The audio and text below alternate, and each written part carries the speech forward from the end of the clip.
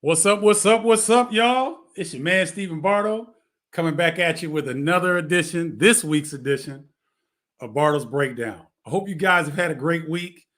I know I have. It's been busy. It's been fun. I don't know. Some of you may know that I was on the telecast with Jason Benetti as the Chicago Bulls traveled to Miami Heat and played the Heat. So I had a great time calling the game. With Jason Benetti. Great time in Miami. I had about 24 hours. Can't you see the sun? Kiss my skin. So I was good on that. And yeah, I was scheduled to do 5 Bulls games in a row because Stacey King is in health and safety protocols, as is Bill Winnington, the radio analyst. So the Bulls are really struggling in that regard. 10 players out. And some of you may or may not have heard that now the Bulls have the NBA postponed tomorrow's game against the Pistons and Thursday's game at the Raptors. So I was scheduled to do those two as well, but we'll no longer be doing those, obviously. But then I'm still scheduled to do Sunday, the Lakers, and possibly Monday at home against the Rockets. So a lot of stuff, a lot of moving parts, but you came to the right place, baby. Bardo's Breakdown. We're going to get it in today. The Big Ten is it's been interesting. It's been an interesting past week. A lot of movement, a lot of teams doing well that we thought would be there. A lot of some teams struggling a little bit. So let's get into it. Let's take a look at our Big Ten results from last week. And boy, did we have a shocker. Rutgers beats number 1 Purdue on a last-second heave just across half court by Ron Harper Jr. I mean, it was a hell of a play. And for my former hoopers out there, y'all know that at the end of every shoot around, what do teams do? They shoot half-court shots. And it's fun, but you do it for a reason, right? And so in this game, it was a fantastic finish because guys were making plays. It wasn't like there were a lot of turnovers. Rutgers would score, then Purdue would come back. Tony, roll that clip that we got so we can share that with them. Also 10 rebounds to go along with and so right now, as you hear Brandon Gaudin and Robbie Hummel on the call, this is the play where Purdue goes up. 10 seconds left. They get it to their man, Travion Williams. And what's he do? He looks to see if a double team's coming. No double team. Heck of a shot, right? So everybody thinks the game's over. Watch Ron Harper Jr. step through. Awesome, man. Awesome. I was shocked because to let you guys really in on this, I was in studio that night. We had an under 4-minute break, and they came to us and said, what does Rutgers have to do? What does Purdue have to do? I said, Purdue is going to win by double digits in this game, and they end up getting beat. So I caught some fun love on Twitter behind it, and as I should have. If I'm going to be that demonstrative or that definitive with a statement, then I got to live up to it. And the folks in Dirty Jersey, they love me, and they loved it. They were like, good. You jinxed Purdue and allowed us to win. So it was a great, great matchup all the way around. Rutgers has really struggled. Geo Baker's been out with a hamstring injury. They've had flu issues. I think they've had safety protocol issues. They've had a lot of things that they're dealing with, thus the 500 record. But for that night, they beat the number 1 team in the country. So it was really, really good. Let me shout out my people over here on IG. Mark Wade, what's good, baby? Just Mike 14. Perverted Miss K 908.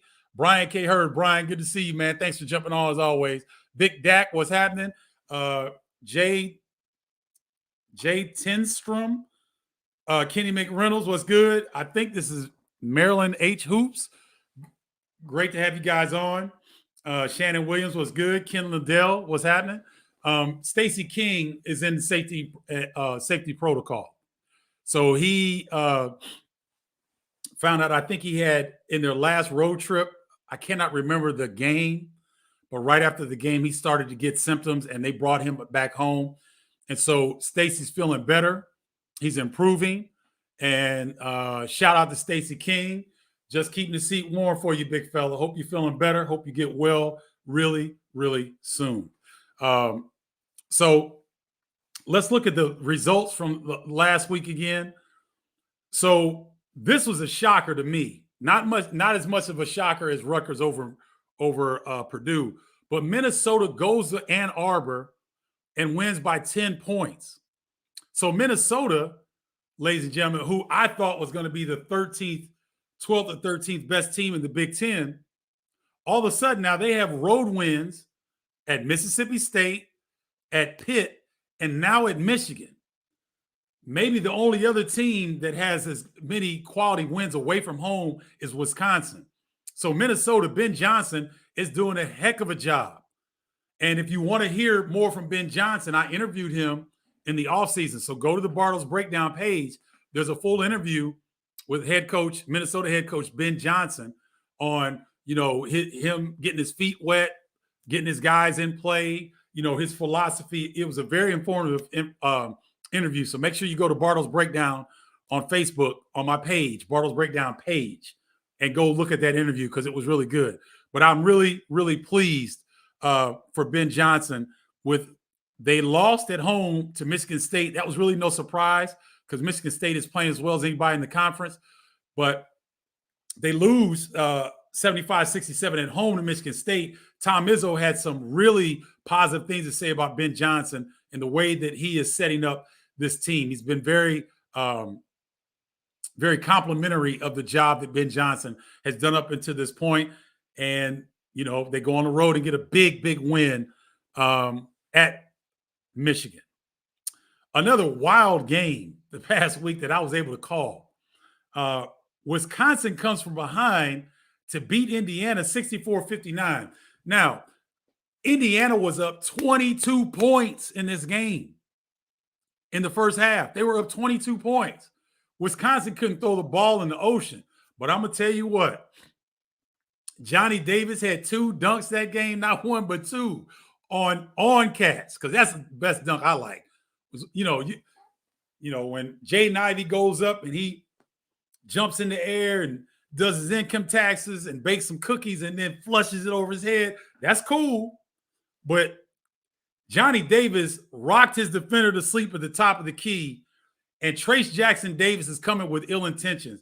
And Johnny Davis just puts it all up in his grill. And then he came down with the bitter beer face. I almost lost my mind on the air, bro. I was so happy about that because it was a nasty dunk. It was one of the best dunks I've seen all season. And then he comes back in the second half, loose ball, scramble. They get it to him. He takes one bounce and goes vertical this time. And I believe it was, who'd he dunk on this one? Miller Kopp. Miller Kopp jumped. And he put Miller Kopp in the bucket. And I was just like, oh, my goodness. And a Wisconsin assistant coach came up to me and said, you won't ever say this, but you were the first one to talk about Johnny Davis and his ability, that he could be a future pro. He said, I just want you to know that. Joe Krabenhoff. What's up, Joe? My man. So he gave me some love. I appreciate that. Then the other game that was a little bit of a surprise was Ohio State throttled Wisconsin. There it is, 73-55. Throttled them. Wisconsin had gone on the road, and I mentioned they've had they won the Maui Invitational, so that's away from home. That's not a true road game. It was away from home. They won the Maui Invitational that was played in Las Vegas. They beat St. Mary's. They beat Houston team that was ranked 15th at the time. They've got another good win on the road that's escaping me right now, but they've got really 3 or 4 high quality. Georgia Tech. They went to Georgia Tech and won when Brad Davison went off for 26, I believe. So Wisconsin's got some really good road victories, but boy, EJ Liddell was not having it. 29 points. He was blocking shots, step backs, dunks. He did it all. Thus him being co-Big Ten Player of the Week. So those are some things that I was looking at. Curtis D says Davis from Wisconsin has been the best player from the Big Ten this year. I would agree with you, Curtis, based on the fact that Keegan Murray went and acted like he forgot how to play at Iowa State. Iowa got throttled at Iowa State, but Keegan Murray didn't score for like the first 30 minutes of the game. I know Iowa State's a good defensive team, but Keegan Murray was the nation's leading scorer. You cannot go 30 minutes without scoring. So he had one of those games where they locked him up. His teammates didn't know how to give him the ball, and he really, really struggled, as did Iowa. So Curtis is probably correct because Kofi Cockburn, I haven't watched the second half of the Illinois-Arizona game, but I've been told about it, that Christian Koloko was throwing that stuff back up in his face. So he struggled a little bit in that regard. He's been playing well. He's been playing like a Big Ten Player of the Year. But Travion Williams has as well, because he's co-Big Ten Player of the Week.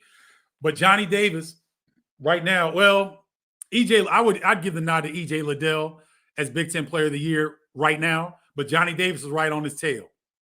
So that's what's up. Telly Hughes was good. NCAA top 25. What's going on? Sharon Shorty Collins. Oh, Kansas. Oh, this is Kansas royalty on here. What's good, big fella? Andrew Zimmer, Zoomer Sports. What's happening? They call me Zoos. Jay Lee 725. What's going on, y'all? Appreciate y'all joining. So that was the Big Ten results from this past week. This is the first week that I'm starting my power rankings for the Big Ten Conference. So let's show those right now. So some of you will be like, oh, man, why do you got Purdue still number one? And for IG, you're going to have to listen to me.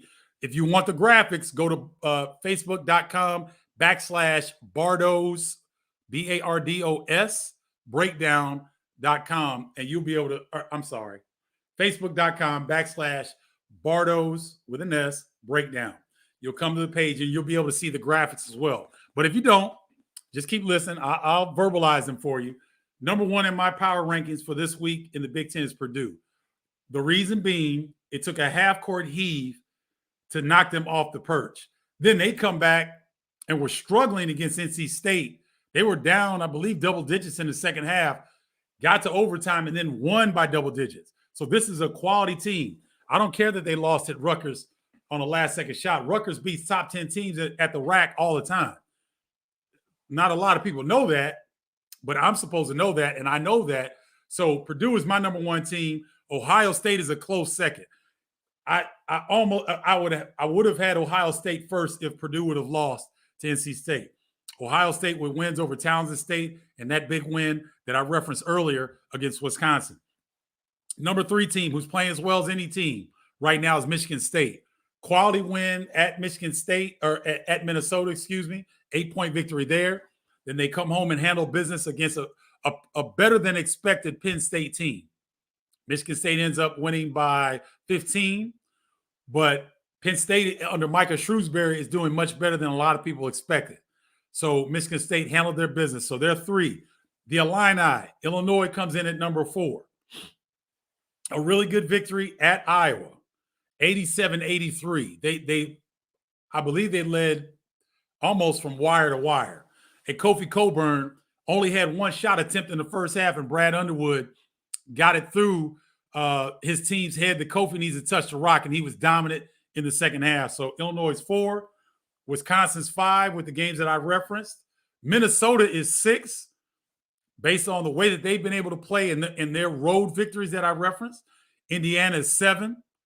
Michigan has been struggling. I've got them at 8 right now. Lost a double-digit home loss to Minnesota, very unexpected, around the league and around the country. So Michigan's still trying to find out who they are. Incredible talent on that squad, but they're struggling to figure out who they are. International ball was good. Good to see you. Northwestern is number 9. I've got DePaul at Northwestern this weekend. Should be an interesting game. DePaul out of the Big East goes down to Louisville and gets a road victory. So DePaul is playing a lot better. That's going to be an interesting game. Some Chi-Town bragging rights on the line between those two. But Pete Nance Jr. for Northwestern is having a career season. They come in at number 9. Iowa comes in at number 10. Rayfield Davis was good, brother. Rayfield Davis, a teammate of mine at Big Ten Network, doing a fantastic job in studio. Make sure you check him out. But Iowa's dropped to 10. based on them losing. I think Iowa's lost 3 consecutive games at Purdue, which they played a hell of a game. They took Purdue to the wire. They fought Illinois down to the wire at home, and then they go get blasted at Iowa State. So they get knocked down. Maryland comes in at 11. They really struggled into their last victory against number 20 Florida, but Florida, I think, has dropped 3 or 4 in a row. They're struggling as well. Maryland caught them at the right time, so Maryland gets a 2-point victory against Florida. They're coming in number 11. Rutgers is number 12. I know people are like, Rutgers number 12. They beat the number 1 team in the country. Yeah, but they're 500. And they've got some, bad losses. They lost 3 in a row early in the year. So they come in at number 12, Penn State 13, and Nebraska number 14. That's my Big Ten power rankings for the week. So if you got any discrepancy or anything, hit me up, let me know. Donovan Lane, good evening. Good morning from Singapore. Good to see you. Illini too low, Steve, says Gary Haynes. Why, Gary? Why are the Illini too low? So, Gary, I appreciate you saying that because you Illini fans are fanaticals. That's what fans means. They're short for fanatics. You all think everything is falling apart. The Illini lost to Arizona at home. I picked Arizona to win that game. So it's no loss, but you can't put the Illini higher than teams that are winning. You can't do that. Right? So, this is a power rankings.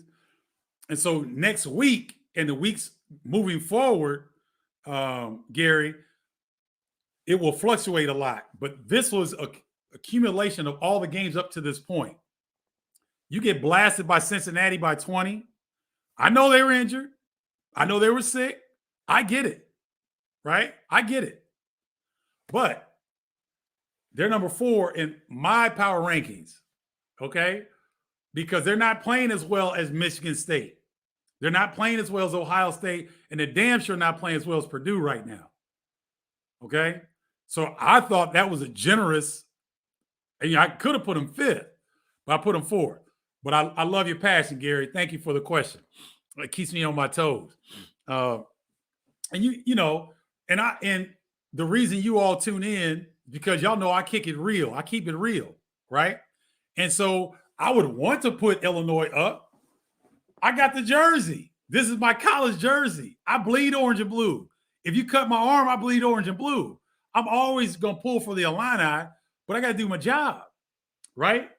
I can't be a homer on Bardo's breakdown or people who are Purdue fans or Iowa fans or Ohio State fans or Gopher fans. They won't want to tune in. I don't want just Illini fans. I want all Big Ten and college basketball fans. So I've got to have a modicum of professionalism even on my show, as I do on Big Ten Network and Fox. Now, I can be a little bit of a homer when I'm calling Milwaukee Bucks and Chicago Bulls, but I can't be a homer on Bardo's breakdown because I'm trying to get paid. So I got to have some professionalism on here. So, Gary, if the Illini play better, if they went against Arizona, they might have been number 2. And if Purdue had lost to NC State and Illinois beats Arizona, Illinois would be number 1 on my power rankings this week. That's how important that game was. Now, for Illini fans, take notice that there's no love lost. Arizona, in my opinion, is one of the 3 best teams in the country. There's Baylor, there's Arizona, and there's UCLA. I don't have Gonzaga in my top 3. I don't have Duke in my top 3. Those are my top 3 teams. Baylor cut your lights off, y'all. Baylor blew Michigan State out. Villanova couldn't get a shot. Villanova scored 35 points, ladies and gentlemen. And Villanova is a top 8 team, top 7 team in the country, in my opinion. But they couldn't score against Baylor. Baylor's number 1. I'd go ahead and put Arizona number 2, really. And then UCLA number 3. So if Illinois wins that game, Gary, and Illini fans, Illinois would be number 1 in my power rankings. But thank you for that. Let me get some stuff off my chest. All right. The team of the week. I got the Michigan State Spartans. They're starting to really play well. They won at Minnesota, which now is a legitimate squad. I thought they were good, but when they went into Michigan and won by double digits, that's tough to do. Pitt, going to Pitt is hard. That's a big ACC school on the road, tough environment. They got the win. SEC school at Mississippi State, tough environment. They got the win. But Michigan State goes into Minnesota and wins at home against Penn State. Michigan State is on a 4-game winning streak. So that's my team of the week. And they're doing quite well. Tyson Walker is starting to find his way, the transfer point guard for Northeastern. I thought he really struggled early on to kind of find his way. He didn't, he looked like he was struggling to know when to go or when to shoot or when to set his teammates up. But now he's starting to get a nice feel, and Max Christie's starting to work well off of him. Gabe Brown is really starting to get the ball in spots where he can be effective. So I really like the way that Michigan State's playing. They are my team of the week. Richard Stanton, thanks for joining. Appreciate you jumping on. Let's see. Games to watch. Games to watch this week. Now, we're coming into a situation, guys. You can leave that up for a second, Tony. We're coming into a situation, ladies and gentlemen, where there's not going to be a lot of games this week and next week. This week is finals week around the Big Ten Conference. So there's not a lot of games. You notice these 3 games are all on Saturday. The 3 games that I have up: Butler at Purdue, DePaul at Northwestern, which I'll be calling, and then Ohio State at Kentucky, all on Saturday. There are a few games here and there. You can take it off, Tony. Thank you. There are a few games here and there this week, but they're not. They go back to non-conference games, and they're not against very good opponents because, again, finals week. The teams have to take their finals. They got to study for their finals. And it's nice to get a break kind of like this after you dip your toe for 2 games into the Big Ten slate. It's kind of nice for the teams to come back and maybe play some lower competition teams to get their confidence back up, to not be so focused on have to lock in and be so, such a grind, and they can focus on their studies. So that's why there weren't a lot of games this week. Only 3 that I pointed out.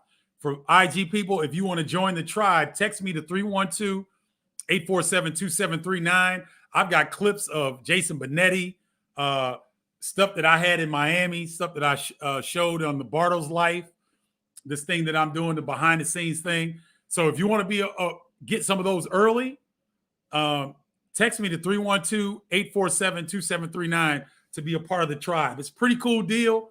I'm silly. Sometimes I will do self videos where I notice something goofy and I'll put it in, and people seem to really enjoy it. So if you're interested, check that out. Mini Jerseys, what's good? Thanks for joining. And then let's see. Nebraska record is suspect, but what do you think of Alonzo Verge Jr. intro into the Big Ten so far? Donovan Lang, what's good, brother? Tribe member right there. Always got love for Donovan. He's been my A1 from day one. He's always supported the show. Donovan, Alonzo Verge Jr. is the truth. He's getting 25, 30 points, and his teammates are having a hard time keeping up with his pace. He's elite conditioning. This kid can play all day, ladies and gentlemen. If you haven't seen him play, go back and look at Nebraska and Alonzo Verge Jr. They got blown out by Auburn, which is a very good team. But Alonzo Verge, in all these games, he's really effective because he's so quick. He's a lot stronger than he looks, and he's got the neon green light from head coach Fred Hoiberg. He lets it fly early and often, but he breaks down defense. He can get in the paint. He can set teammates up, and he gets to the free throw line. He's really, really a talented guard. So let me get into story time with Steven. I'm shaking my head, y'all, because I'm doing my first Bulls game. I'm a little nervous. I'm with Jason Benetti. And what's up, Antoine Walker? Good to see you, brother. Thanks for joining. So I'm doing my first Bulls game, me and Jason Benetti, and they had this crossover time where we have a couple minutes where we talk to the people in studio.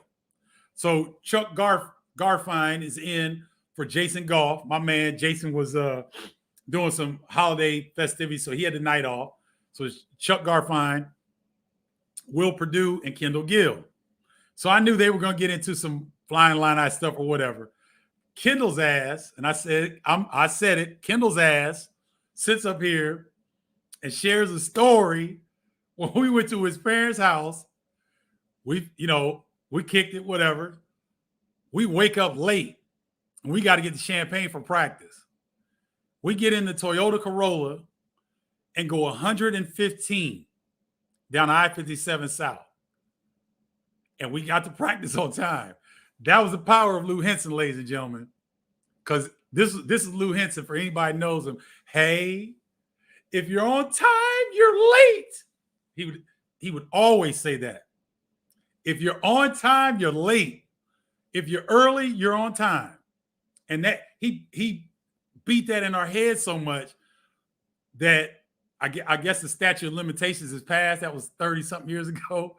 But a Toyota Corolla, 115 down I-57, and we got to practice on time. Now, the Toyota Corolla was smoking in the parking lot. The engine might have bust, but we got there, and no, we didn't tell anybody. We didn't tell our teammates, nothing. And the first time we get the story out, Kendall says it on the Bulls broadcast. And if you guys saw that, luckily I had gotten some sun on my skin. Trey Demps, what's good, brother? Good to see you. Trey Demps, Northwestern fame, my Big Ten Network teammate. He's going to be doing some studio stuff. Does a great job. Big Daddy Bass was good. Tara Lee Miller, I hope I said that right. Thanks for jumping on. But think about that, y'all. That's a story that's supposed to stay with Bardo's breakdown, right? We're not supposed to say that on Bulls Talk Back, but it was good. But then Kendall gave me a great assist. He said, but Stephen Bardo is my brother from another mother, my point guard. He said, but his best assist was introducing me to my wife, Wendy Mitchell-Gill. I said, all right, KG, that's what pros do. You cover my backside a little bit, make it sound better, because y'all gonna think we were crazy, man. 115 down I-57. Now, from Kendall's parents' house to Champaign is approximately 110, 115 miles. We made that joker in an hour. Flying. Thank the creator. No state troopers are out, because we would have went straight to jail, for real. And I don't even know if my insurance was up to date at that point. Man, I'm a wild college kid, man. 40 ounces, dude. Co-eds, hooping. Come on, y'all get the picture, right? So I've matured. It took me 30-something years, but I've matured. So there it goes. That's story time with Steven.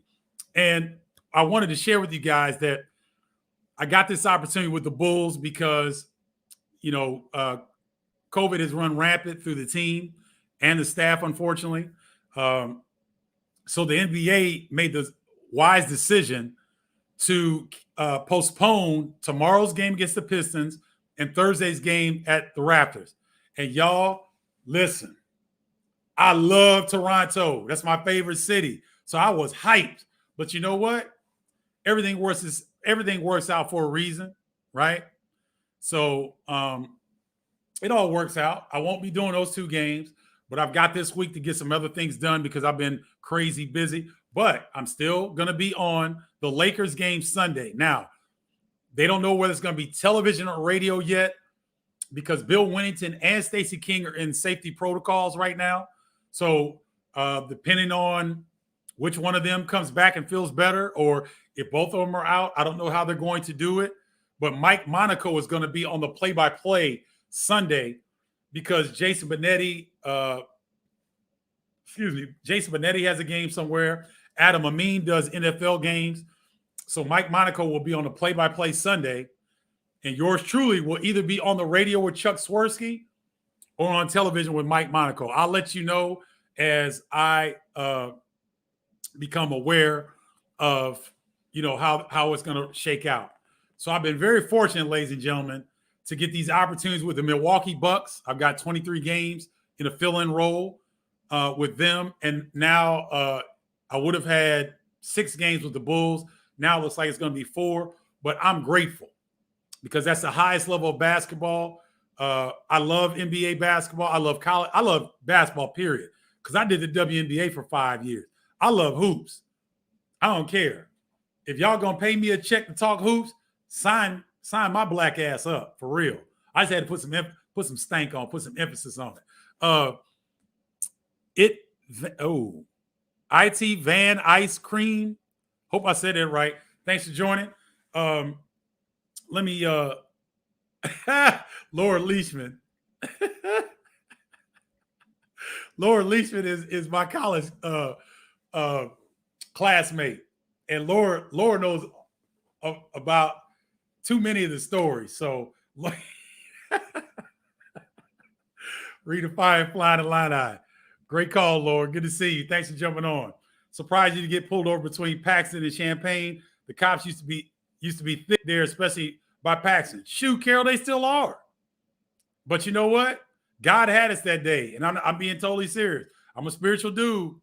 God had us covered that day because there's no way on God's green earth we're supposed to be driving that fast. And so if there's any young people, Zoomer Sports, don't be driving like that. Don't speed like that. It's not worth your health. It's not worth your life. But, college athletes, bravado, what were we, 19, 20? I think we were 20-year-old males, and we're athletes, high-level athletes. We kind of think we're invincible sometimes. Stupid, not smart, but it is what it is. Let's see. Wait a minute. Billy Rennick Montgomery. I don't know if you've been on here before, Billy. If this is your first time, thank you. I love newcomers to Bardo's Breakdown. I always love it. I hope you've enjoyed it. I try to get to everybody's comments. Tony does a good job on the ones and twos. So we do that. A. Pierre Poncet Sr., you did a great job on that initial broadcast. Thank you, A. Pierre Poncet Sr. I appreciate you. Tribe member there. Always appreciate the love there. So I just wanted to bring that up so that you guys understand. If you go to my stories, I've got this graphic, Where's Bardo? So it'll have my game schedule and studio schedule. So it's going to looks busier than it is because, again, the Bulls game tomorrow and the Bulls game on Thursday, the Pistons and the Raptors games are postponed. So, but Saturday, DePaul Northwestern, I'll be on the call, Big Ten Network, 2 p.m. Central Time. Sunday, Bulls host the Lakers. I'll be on the call either on the radio or television. And I've been asked to keep Monday's game against the Rockets clear as well. So I may be calling that game. I will let you know. That'll do it for this edition of Bardo's Breakdown. Make sure you come back to Bardo's Breakdown page because I have updates on my schedule. I do like a little 5 to 6 minute podcast entitled Bardo's Breakdown where I give my thoughts on games and things like that. I gave my thoughts on the Illinois-Arizona game, but for some reason my Anchor app was acting funny. I couldn't post it. I'll post that tomorrow. But come back, check the Bardo's Breakdown page daily because I've always got some surprises on there and updates on what's happening. If you want to join the tribe, 312-847-2739. Thanks for joining Bardo's Breakdown. I love you guys. Always appreciate your support. And until next time, holla, y'all.